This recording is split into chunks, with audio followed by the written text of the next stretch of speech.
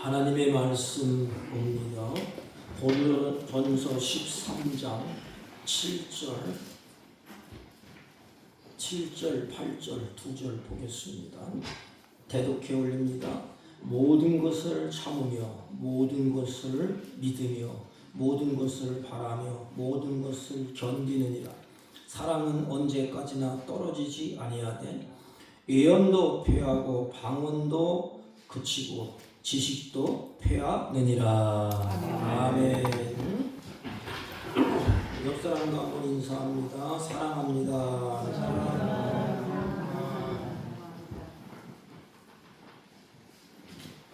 어느 생명보험사에서 광고 문구를 냈는데 이렇게 되어 있습니다. 하나는 자식 잘되기만 바라며 살아온 한평생, 하지만 이제는 희끗희끗한 머리로만 남은 당신, 우리는 당신을 아버지라 부릅니다. 오직 하나 자식 잘되기만을 바라며 살아온 한평생, 하지만 이제는 깊게 주름진 얼굴로 남기신 당신, 우리는 당신을 어머니라 부릅니다. 우리는 당신을 아버지라 부릅니다. 이런 광고입니다. 보면 아들, 딸 잘되라고 한평생 희생하고 남는 것은 두 가지랍니다. 하나는 희끗희끗한 머리, 하나는 주름진 얼굴. 그것이 광고의 패러디입니다. 많은 사람들이 이 광고를 두고 울었다고 합니다. 오늘 어머니와 아버지의 자화상이 그려져 있는 광고의 내용 같습니다. 이 세상에 수많은 은혜를 입고 우리가 살아갑니다. 인생에 우리가 태어나면서 헤아릴 수 없는 은혜 가운데 살아가요. 그런데 그 중에서 딱 두 가지만 꼽으라고 하면, 하나는 하나님의 은혜요, 하나는 부모의 은혜라고 말할 수가 있습니다. 제가 토요일날 임시식에 다녀왔는데 한 90된 한 분이 권사님 같아요. 백발이 됐는데 허리는 이렇게 꼬부러지시고 손을 들면서 15니까 그렇겠죠. 목사님이 특송 한번 하겠습니다. 그래서 나와서 특송을 했어요. 근데 박자도 틀리고 다 틀려요. 근데 사람들이 눈물이 글썽글썽 하더라고요. 마지막 한마디가 뭔지 아십니까? 여기 있는 사람이 내 아들 세 번이나 반복하더라고요. 그러니까 부모는 창피한 것도 없고 부끄러움도 없고 아들을 위해서 희생을 한다는 것입니다. 그 마음. 여러분, 잠언서 23장 26절에 보면 효도의 본질을 이렇게 말했습니다. 내 아들아, 내 마음을 내게 주라. 이렇게 말했습니다. 부모 자식 간에 마음이 멀어지는 것보다 더 섭섭하고 외로운 것은 없다는 것입니다. 여러분, 효의 본질이 뭘까요? 자식이 부모에게 좋은 차 사주고 좋은 집 사주고 모든 것을 다 갖춰주는 것일까요? 효의 본질은 요 마음이다. 마음. 아무리 물질로 모든 것을 풍족하게 해드린다 할지라도 마음이 멀어지면 그것은 효가 아닙니다. 가증한 거예요. 왜 그런지 아십니까? 마음에 은혜를 간직한 자만이 바깥으로 표출된 것이, 그것이 하나의 현상인 것입니다. 마음은 멀어져 있는데 은근 진리를 다 해드려 보십시오. 부모가 기뻐하겠습니까? 마음으로 부모와 자식 간의 원수가 졌는데 진리를 해드리는 무슨 소용이 있겠습니까? 오늘날 문제가 무엇인지 아십니까? 자녀들이 꼬박꼬박 생활비도 보태드립니다. 어버이 주일을 맞이하면, 어버이날을 맞이하면 꽃도 달아줍니다. 그런데 안타까운 일은 부모와 자식 간의 그 마음이 멀어져 있다는 것입니다. 안타까운 것은 그 마음에 부모와 자식 간의 마음에 상처가 있다는 것입니다. 갈등이 있다는 것입니다. 마음에서 부모를 지워버리는 자식들이 오늘날 얼마나 많습니까? 진정한 효는 내 마음에서 항상 부모님을 떠나보내지 않는 거예요. 내 마음에 항상 부모가 있다는 것입니다. 이렇게 없어서 못 해주고 바빠서 못 가지만 마음에 항상 부모가 내 마음에 있다는 것입니다. 진정한 효는 내 마음을 부모님 앞에 드리는 것입니다. 안타까운 이야기지만 설문조사를 했어요. 60세 이상 노인에게 설문조사를 했습니다. 그런데 60세 이상 노인 인구 가운데 놀랍게도 40% 이상이 내 몸이 건강하고 내가 이렇게 나 혼자 살 수 있으면 자녀와 따로 살고 싶다는 말이 40%가 넘게 나왔다는 것입니다. 나는 자녀와 안 산다. 나 혼자 산다. 왜 그렇게 생각하시느냐? 이렇게 물었습니다. 그랬더니 마음이 불편해서. 그거예요, 부모는. 마음이 불편해서. 이 통계는 오늘 우리 사회에 부모님들이 자식들과 함께 살면서 마음이 불편해 있다는 사실을 우리에게 보여주는 것입니다. 자식의 마음, 부모의 마음, 진정한 효는 내 마음을 부모님 앞에 드리는 것입니다. 그리고 부모님의 자리를 세워주는 것입니다. 부모도 부모의 자리가 있어요.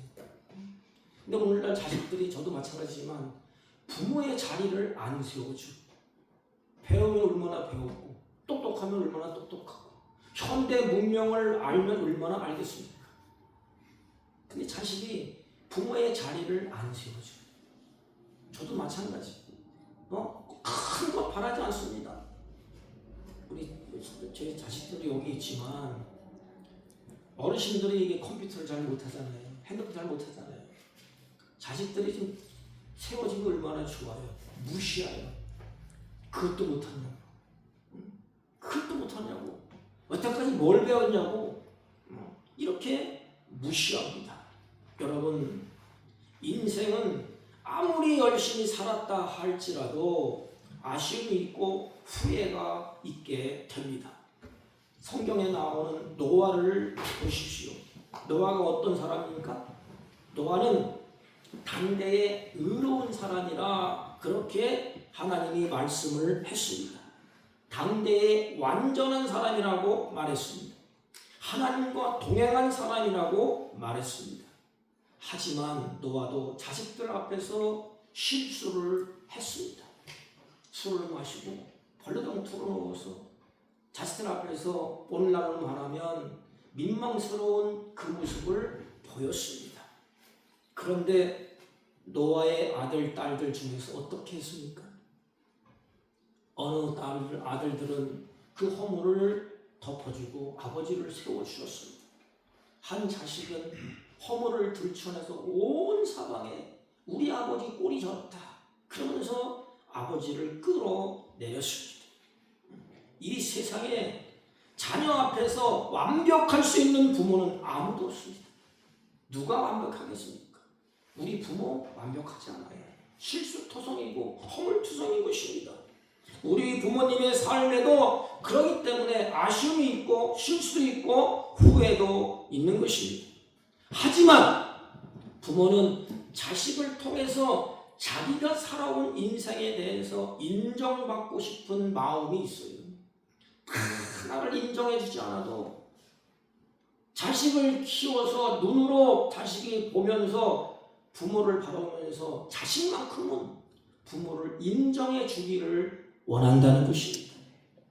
그런데 우리는 자식으로서 부모를 인정해 줍니까? 아니면 무시를 합니까? 부모에게 우리는 마음을 좀 주세요. 여기는 목사를 비롯해서.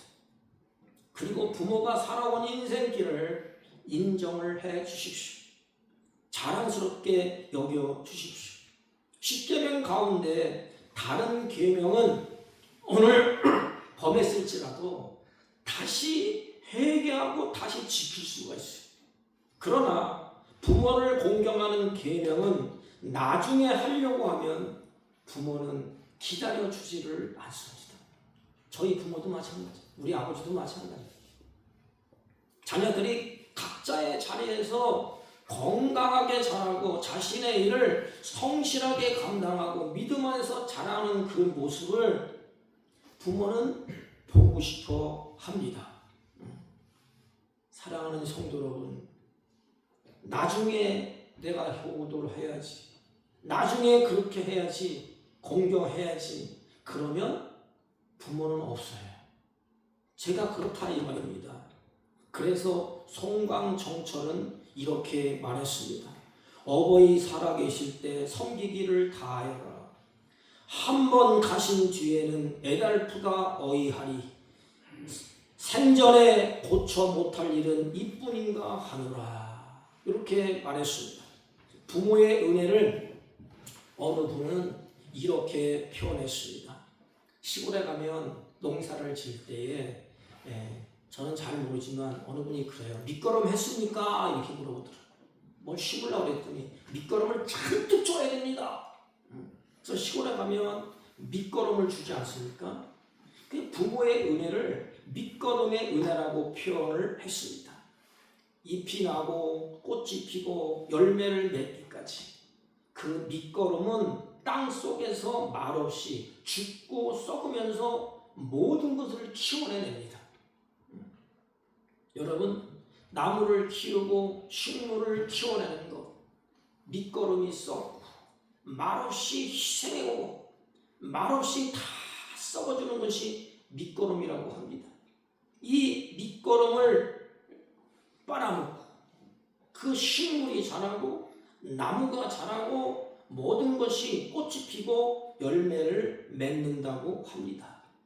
요즘은 비료를 사용하지만 제가 어렸을 때 보면 인분을 사용했어요. 인분을 그냥 갖다 잔뜩 부고 흙을 덮고 한참 있다가 무슨 식물을 이렇게 심더라고요. 그런데 이렇게 밑거름을 주면 4월, 5월이 되면 싱싱하게 그 식물이 막 나옵니다. 그리고 꽃이 피어집니다. 밑거름처럼 우리 부모님도 자녀를 위해서 말없이 죽고 말없이 썩으면서 모든 것을 다 희생함으로 자녀들의 인생을 꽃피우게 했다는 것입니다. 드러나지 않아요. 밑거름은 보이지도 않습니다. 그냥 썩고 문드러지고 그러면서 나무를 자라게 만들고 식물을 자라게 만들고 꽃이 피게 만들고 열매를 맺게 만드는 것이 밑거름이라고 그럽니다. 이게 바로 부모예요. 부모는 다 썩고 밑에서 희생하고 모든 것을 다 자식을 위해서 희생하면서 자식의 인생을 꽃피게 하는 것 아닙니까? 부모의 사랑 곧 부모의 은혜는 이와 같이 밑거름과 같다는 것입니다. 그리고 아무런 흔적도 없어요. 이게 부모예요. 아무런 흔적도 없습니다. 밑거름은. 부모의 그 밑거름의 그 은혜로 자식이 자랐다 이 말입니다. 자식이 열매를 맺었다 이 말입니다. 자식이 꽃을 폈다 이 말입니다. 그런데 자식은 그것을 모른다고 합니다. 내 스스로 자라났고 내 스스로 꽃이 피고 내 스스로 이렇게 성장을 했다고 말을 한다는 것입니다. 우리가 부모 어버이 주일날 꼭 부르는 노래가 있죠. 나실 때 괴로움 다 잊으시고 기르실 때 밤낮으로 애쓰는 마음 진자리 마른 자리 갈아내시며 손발이 다닳도록 고생하신 하늘 아래 그 무엇이 높다리요 어머니의 희생은 가히 없어라. 그 사랑에 비하면 제가 부모에게 해드린 것은 아무것도 없습니다. 내가 고백하는 거예요. 목사. 그 사랑에 비하면 나는 부모에게 해준 것도 아무것도 없어. 살갑게 대화했던 시간도 부족해요. 제가 원래 그래요. 살갑게 막 그렇게 못합니다. 어머 나왔어. 그럼 그냥 일부. 아버님 왔습니다. 그럼 그냥 내일 봅니다. 그냥 살갑게 조작거리고 막 그냥 그걸 못했어요. 그런데 제가 부모가 되어 보니까 자녀에게 바라는 것은 그건 대단한 것이 아니더라고요. 내가 자녀에게 바라는 것 대단한 것 아니에요. 자녀들이 각자의 위치에서 그냥 부모님 보는 앞에서 건강하게 자라고 자신의 일을 성실하게 감당하고 믿음의 사람들은 믿음 안에서 잘 자라는 모습, 그것을 보는 게 부모에게 효도하는 것을 이래서 처리되는 건 알아요. 잠언서 13장 7절에 보면 고린도전서 본문에 7절에 하나님의 사랑을 우리에게 비춰주는데 고린도 13장에 보면 오늘 모든 것을 참으며 모든 것을 믿으며 모든 것을 바라며 모든 것을 견디느니라. 바울이 모든 것을 단어를 4번이나 반복합니다. 이게 바로 하나님의 속성입니다. 하나님의 속성. 근데 저는 여기서 부모님의 사랑, 그 은혜의 속성이 또한 이렇지 않겠는가? 하나님의 마음이 부모의 마음이 아니겠는가? 부모님은 모든 것을 참으며 부모님은 모든 것을 믿으며 부모님은 모든 것을 바라며 모든 것을 견디어 낸다는 것입니다. 그 하나가 무엇입니까? 부모님들은 자식을 위해서 모든 것을 다 참아냅니다. 자식을 위해서 다 참아냅니다. 하나님이 우리를 오래 참으시며 끝없이 참으시는 것처럼 자녀를 향한 부모의 사랑은 조건이 없습니다. 이게 끝까지 견디고 끝까지 참고 끝까지 기다려주고 끝까지 참습니다. 왜 그렇습니까? 사랑하기 때문에 기다려주고 사랑하기 때문에 참습니다. 때로는 얼마나 힘들겠습니까? 제가 부모가 되고 보니까 그렇더라고요. 얼마나 힘든 일이 종종 발생합니까? 그때마다 부모는 눈물을 삼키면서 참습니다. 저 역시 어렸을 때 부모의 속을 그냥 지글지글하게 썩어지는 적이 있어요. 제가 그럴 때마다 부모님은 화가 나서 막 그냥 이렇게 해야 되는데 화가 나야 화가 막 나면서도 부모님은 또 참아요. 그때는 깨닫지를 못했어요. 항상 부모님과 그런 줄 알았어요. 부모님이 참고 계시는 줄 알았습니다. 부모님은 원래 저런 분이야. 저놈이 언제 처리될래나 기다리면서 이렇게 참으셨습니다. 자식이 못된 짓을 한다 할지라도 자식을 사랑하기 때문에 참고 기다려주고 또 참고 또 기다려야 됩니다. 저놈이 언제 철들까? 저놈이 언제 사람이 될까? 그러면서 부모는 기다리시고 참고 또 참고 부모가 자녀들을 오래 부모가 참지 않았다면 자녀들이 어떻게 되겠습니까? 부모는 하나님처럼 하나님이 우리를 바라보면서 오래 참고 기다리는 것처럼 부모도 우리를 사랑하기 때문에 눈물을 삼키면서 참고 기다리고 또 참는답니다. 그리고 그 참음의 속에서 부모님은 언제나 자녀를 인정해 준다는 것입니다. 다 혀를 두르고 그리고 침을 뱉는다 할지라도 부모만은 그 자식을 품어주는 것이 부모랍니다. 언제나 부모는 자식을 믿습니다. 다 다른 사람 믿지 못한다 할지라도 부모만큼은 자식을 믿습니다. 이게 사랑이에요. 세상에 부모만큼 자식을 믿어주는 사람이 어디에 있겠습니까? 부모는 자녀가 공부를 잘하든 못하든 다 믿어줍니다. 자녀가 착하든 못됐든 상관없습니다. 내 자녀이기 때문에 그냥 믿어줍니다. 여기 믿어준다는 것은 하나님을 믿는다는 그런 뜻이 아니에요. 이성적으로 인정이 되지 않음에도 불구하고 부모는 자식을 그렇게 인정을 해준다는 것입니다. 때로는 자녀가 아무런 부모 앞에 와서 사고를 쳤다 할지라도 가문에 먹칠을 했다 할지라도 그래도 끝까지 부모는 인정해 주면서 자녀를 품 안에 품는다는 것입니다. 그런데 나는 여기 있는 목사는 부모를 품지를 못했다는 것입니다. 그 허물을 보고 아이고 우리 부모는 왜 그래? 다른 부모는 저런데 왜 그렇게 약주를 많이 잡수시고 왜 그렇게 가? 그러면서 나는 품지를 못해. 부모가 자식을 볼 때 공부를 잘하든지 못하든지 착하든지 못났든지 상관없이 끝까지 품고 끝까지 인정을 해준다는 것입니다. 때로는 자녀가 아무리 사고를 쳐도 가문에 먹칠을 해도 끝까지 인정해주고 끝까지 기다려준다는 것입니다. 여러분, 어버이의 사랑을 그 누가 흉내낼 수가 있겠습니까?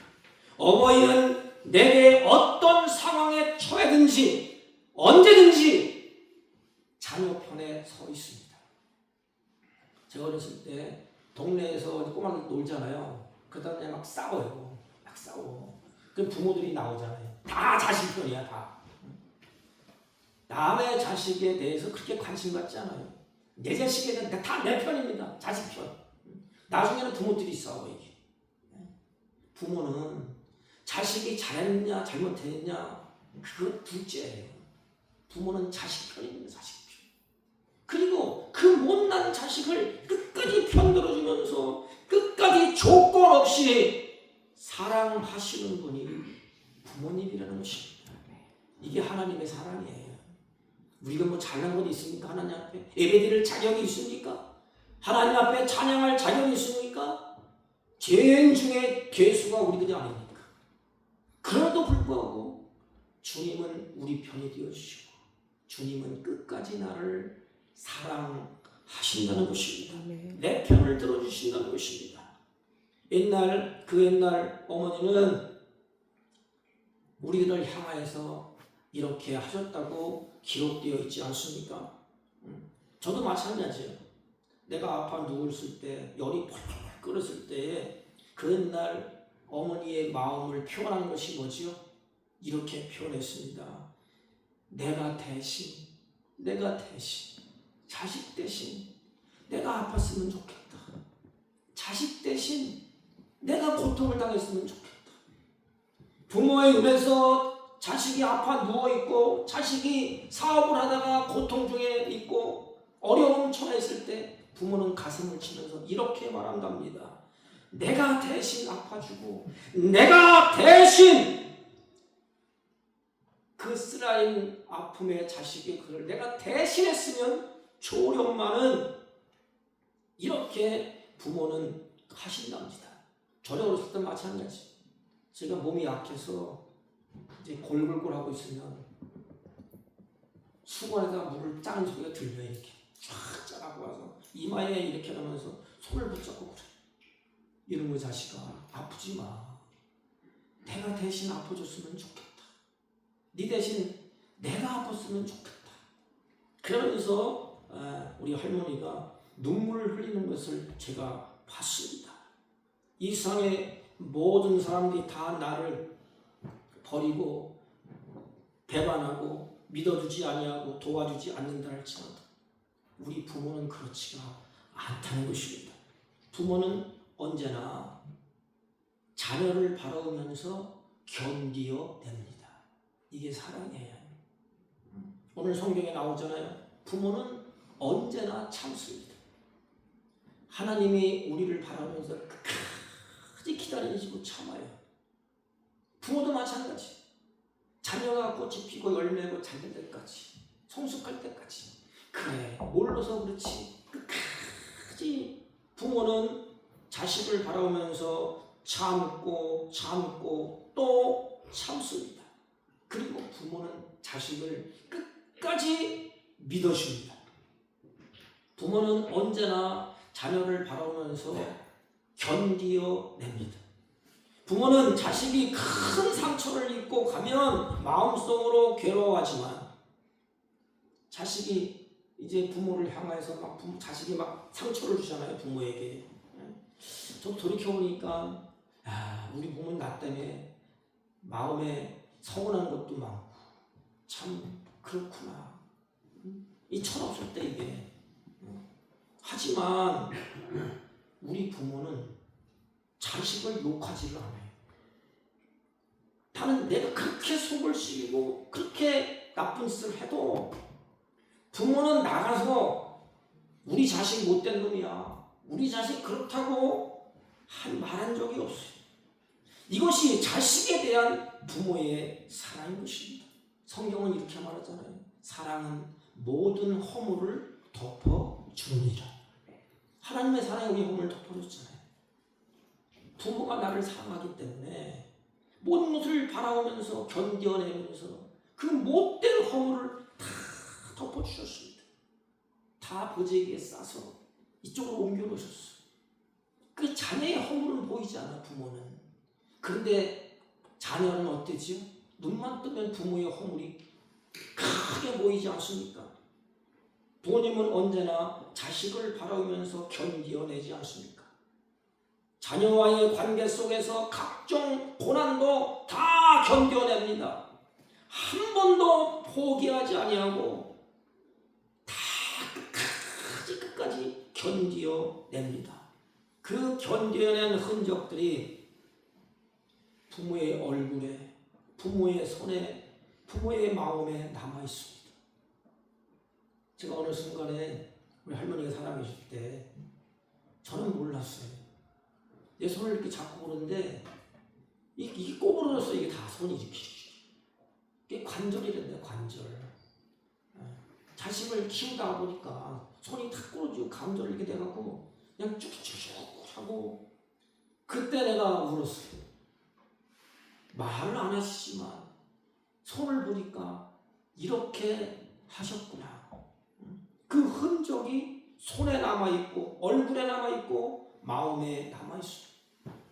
자식들은 그 흔적을 보면서 깨닫지를 못해요. 이게 멍청한 자식들이에요. 제가 그렇게 멍청했습니다. 그 손을 보면서도 얼굴에 주름살이 잘 피는 것도 보고 마음에 남아있는 부모의 그 모습을 눈으로 보면서도 그걸 몰랐다 이 말입니다. 부모의 인생은 자식을 바라보면서 그렇게 사셨어요. 한 가지 소원은 옛날에 부모는 자식밖에 없어요. 자식이 잘되게만을 바라보면서 부모는 꼬꾸러지는 줄은 모르고 주름살이 잡힌 줄은 모르고 손이 오그라진 줄은 모르고 관절이 생겨서 비틀어진 줄은 모르고 자식을 바라보면서 다 견디어내신 분이 우리의 부모가 아니겠습니까? 우리는 부모의 은혜를 어찌 알겠으며 어찌 다 감당을 하겠습니까? 하나님의 은혜, 부모의 은혜 어찌 다 우리가 감당을 하겠습니까? 그렇다면 자녀는 부모에게 어떻게 해야 될까요? 당연히 우리가 보답해야 되지 않겠습니까?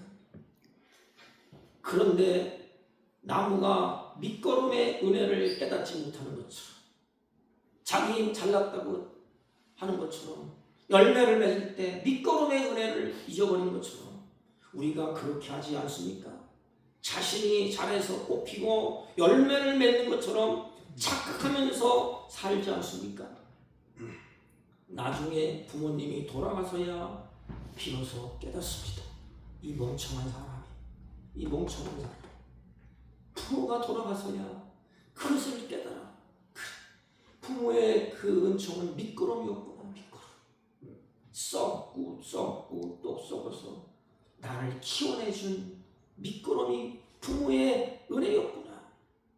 내가 잘해서 꽃피고 내가 잘해서 이만큼 되고 내가 잘해서 열매 맺는 것이 아니고 부모님이 밑거름이 되셨구나. 부모님이 돌아가시고 나면서 그걸 깨달아요. 근데 이미 늦었어. 100번 1000번 후회한들, 무덤에 가서 울고 불고 한들 아무런 소용이 없습니다. 후회한들 소용이 없습니다. 부모님이 세례 생전 여러분 살아계신다면 손 한번 잡아주세요. 손 한번 잡아주세요. 저도 지금 이게 말 수가 없고 이렇게 해서 가서 뭐 이렇게 꾹 인사하고 그냥 끝나는데 어느 날 갑자기 어머님이 이제 꼬불어 주시고 거의 90이나 되니까 손을 이렇게 잡아주니까 그렇게 좋아하시더라고요. 손 한번 잡아주세요. 뭐 어렵습니까? 생전에 얼굴 한번 보여주세요. 1년에 한 번이라도 좀. 제가 부모님을 보러 가면 제 얼굴을 보고 부모님이 그렇게 기뻐하세요. 내가 왔습니다. 꾹뻑이라고 그냥 방 안에 쓱 들어가거나 이렇게. 그러면 이렇게 얼굴을 이렇게 보면서 말랐네, 뭐 어쩌네, 살쪘네, 뭐 그러면 그게 관심이에요. 부모는 그게 최고로 기쁨입니다. 우리의 얼굴을 부모님 앞에 보여드리세요. 오늘 우리가 예배 자리에 나왔습니다. 왜 나왔습니까? 우리의 얼굴을 하나님께 보이기 위해서. 왜 예배 자리에 나왔습니까? 성경에 보면 하나님의 얼굴빛 앞에서 그랬습니다. 내 얼굴을 하나님께 보여드리는 것입니다. 하나님이 내 얼굴을 보시고 나를 좋아하시고 나를 기뻐하십니다. 그래, 내 새끼 왔구나. 내가 피로 값주고 사는 하나님의 자녀들이 여기 왔구나. 예배 드리는구나. 그 얼굴을 보면서 기뻐하십니다. 부모도 마찬가지예요. 은근 보아 잔뜩 싸질러 치는 것. 물론 그것도 중요하겠지만 부모는 큰 것 요구하지 않습니다. 자식 얼굴 한번 보는 거예요. 부모님의 마음이 그러면 기쁨으로 가득 차됩니다. 현대인들은 먹고 살기 바쁘다고 부모님을 자주 찾아볼 수 없는 형편이라고 말합니다. 그건 핑계입니다. 그렇다 할지라도 우리 크리스찬들은 날마다 부모님을 위해 기도할 수 있지 않습니까? 얼굴은 못 뵈어도 기도할 수 있지 않겠습니까? 전 설교는 저를 두고 하는 겁니다. 새벽에 저녁에 기도할 때 꼭 빼놓지 않고 저도 기도를 합니다. 부모를 위해서. 기도하면 부모님의 은혜가 기억이 돼요. 그리고 감사합니다. 어떻게 살고 계십니까? 하나님 지켜주시고 은혜 주시고 평안을 주세요. 기도하면 부모의 마음이 내 마음에 이렇게 다가와요. 그때에 사랑하는 성도 여러분, 휴대폰 영상통화가 있지 않습니까? 1, 2분이면 충분합니다. 안녕하세요. 안녕히 계세요. 2마디면 충분해요. 뭐 자꾸 꼬치꼬치 얘기 안 해도 전화 벨소리가 울리잖아요. 그러면 내 자식이야. 얼른 왔습니다. 부모님들. 뭐 그리 요란스럽게 얘기 안 해도 안녕 잘 계십니까? 건강하시죠? 안녕히 계세요. 2마디면 충분해요. 이것도 부담스럽습니까? 부모 공경은 단지 도덕적 차원에서만 지켜야 하는 윤리가 아닙니다. 친히 하나님이 명령하신 것입니다. 이것도 귀찮다면 문자로도 보내세요. 문자 볼 수 있는 부모님들은. 뭐 어렵습니까? 마음을 전하는 것 아닙니까? 전화통화를 하세요. 할 수 있으면 가서 손 한번 잡아주시고 얼굴 한번 보여주시고. 우리 그리스도인들은 예수 그리스도 안에서 하나님의 계명으로 맺은 언약의 백성인 것입니다. 여러분, 성경에 보면 우리가 계명을 지키면 하나님의 언약에 신실한 하나님이 복을 주시겠다고 부모 공경에 토를 달았어요. 이렇게 성경을 보세요. 너는 내 하나님 여호와께 명령한 대로 내 부모를 공경하라. 그리하면 내 하나님 여호와가 내게 준 땅에서 내 생명이 길고 복을 누리리라. 얼마나 인간이 악질이면 부모를 공경하지 않으면 복을 주시겠다고 하나님이 그렇게 당근을 했을 거예요. 채찍도 들지만 당근을 주셨어. 이렇게 야 이놈들아 내 부모를 공경하라. 그러면 내가 복을 줄게. 복을 받기 위해서라도 내가 잘 되기 위해서라도 내 부모를 그렇게 공경하라. 우리의 부모는 두 개. 하나는 하나님, 하나는 육신의 나를 낳아준 우리 부모. 오늘은 어버이 주일입니다. 여러분 사랑하는 부모님들이 계신다면 여러분들은 밑거름의 은혜를 자식들에게 준 분들이에요. 밑거름을 여러분들이 준 그런 부모 세대가 아닙니까? 아무 대가 없이 희생하는 것이 여러분이 아닙니까? 여러분 자녀들이 효도를 하지 않는다고 해서 그렇다면 실망하지 마십시오. 부모 입장에서 내가 밑거름이 되어졌다면 자녀가 나를 딛고 일어서서 꽃이 피고 열매하고 잘 자라게 해줬다면 자녀가 그것을 모른다고 실망하거나 서운해할 필요가 없습니다. 왜냐하면 나중에 내가 세상 떠난 다음에도 그 밑거름을 바탕으로서 자녀들이 꽃이 필 것이고 열매를 맺게 되는 날이 오게 되기 때문인 것입니다. 사랑하는 부모 되신 여러분, 그렇기 때문에 자식을 바라보면서 부여전하고 탓하지 마시고 실망하지 마십시오. 자녀는 그제서야 부모가 돌아가신 후에 부모님의 은혜를 기억하게 될 것입니다.